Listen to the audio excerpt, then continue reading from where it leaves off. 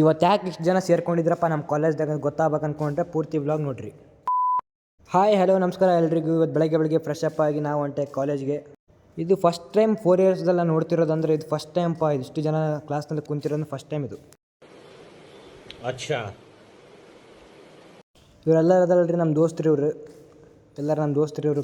ಪಾಪ ಮೇಡಮ್ ಅಲ್ಲಿ ಮುಂದೆ ನೋಡಿ ಕ್ಲಾಸ್ ತೊಗೊಂತಿರ್ತಾರೆ, ಇಂದ ನಾವು ಬಕ್ಚೋದಿ ಮಾಡ್ತಿರ್ತೀವಿ, ಏನೂ ಮಾಡೋಕ್ಕಾಗಲ್ಲ. ಲಾಸ್ಟ್ ಇಯರ್ ಅದು ಎಲ್ಲ ಮಾಡ್ಬೇಕು, ಮತ್ತು ಜರೂರು ಇರ್ತೈತಿಲ್ಲ. Boys needs everythings.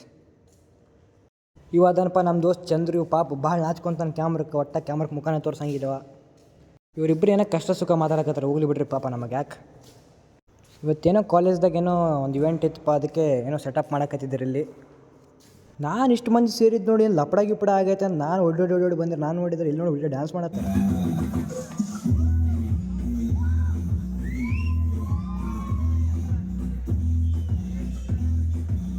ನಾನು ಇಷ್ಟು ಜನ ಕ್ರೌಡ್ ನೋಡ್ಕೇಸ್ ನಾನು ಪಾಗಲಾಗಿನಪ್ಪ.